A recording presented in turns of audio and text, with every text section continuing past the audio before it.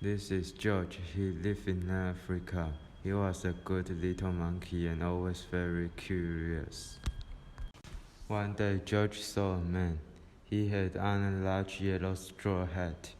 The man saw George too. What a nice little monkey, he thought.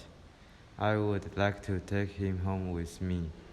He put his hat on the ground, and of course, George was curious. He came down from the tree to look at the large yellow hat. The hat had been on the man's head. George thought it would be nice to have it on his own head. He picked it up and put it on. The hat covered George's head. He couldn't see. The man picked him up quickly and popped him into a bag. George was caught. The man was the big yellow hat put George into a little boat, and a sailor rowed them both across the water to a big ship. George was sad, but he was still a little curious. On the big ship, things began to happen. The man took off the bag. George sat on a little stool and the man said, "George, I'm going to take you to a big zoo in a big city. You will like it there. Now run along and play, but don't get into trouble." George promised to be good. But it is easy for little monkeys to forget. On the deck he found some seagulls. He wondered how they could fly. He was very curious. Finally he had to try. It looked easy, but oh, what happened? First this and then this. Where is George? The sailors looked and looked. At last they saw him struggling in the water, and almost all tied up. "Man overboard!" the sailors cried as they threw him a life belt. George caught it and held on. At last he was safe on board. After that, George was more careful to be a good monkey until, at last, the long trip was over.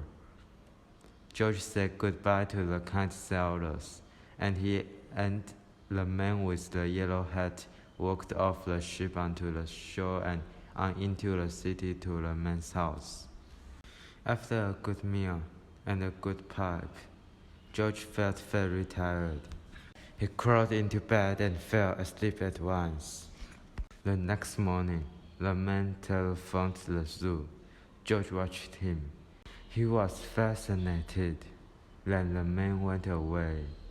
George was curious. He wanted to telephone too.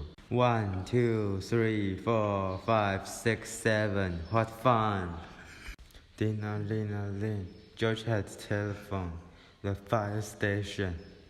The firemen rushed to the telephone. "Hello, hello," they said. But there was no answer. Then they looked for the signal on the big map that showed where the telephone call had come from.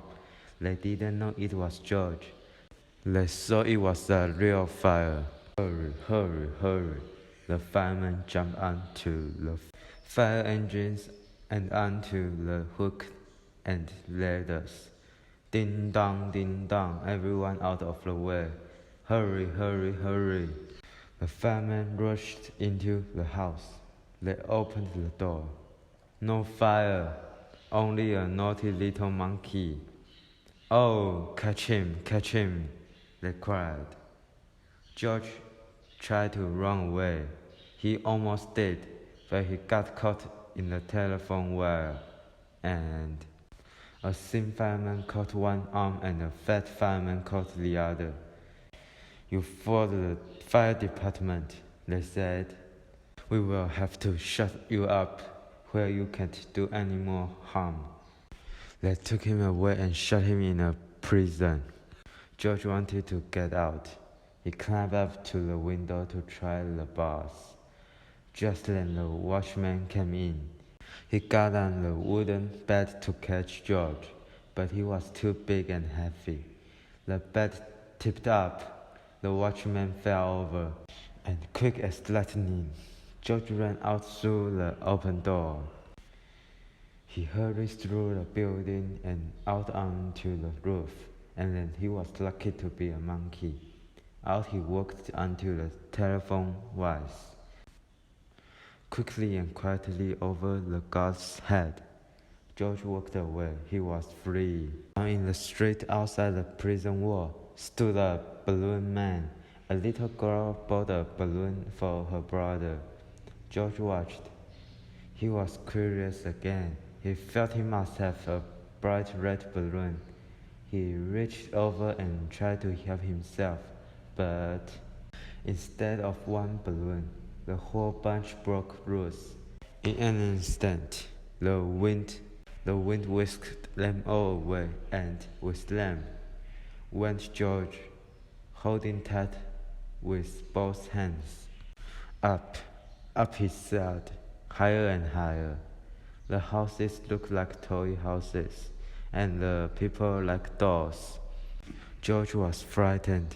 He held on very tight. At first, the wind blew in great gusts. Then it quieted. Finally, it stopped blowing altogether. George was very tired. Down the way, bump, onto the top of a traffic light. Everyone was surprised. The traffic got all mixed up. George didn't know what to do. And then he heard someone call, "George!" He looked down and saw his friend, the man with the big yellow hat. George was very happy. The man was happy too. George slid down the post and the man with the big yellow hat put him under his arm. Then he paid the balloon man for all the balloons. And then George and the man climbed into the car, and at last, away they went to the zoo. What a nice place for George to live.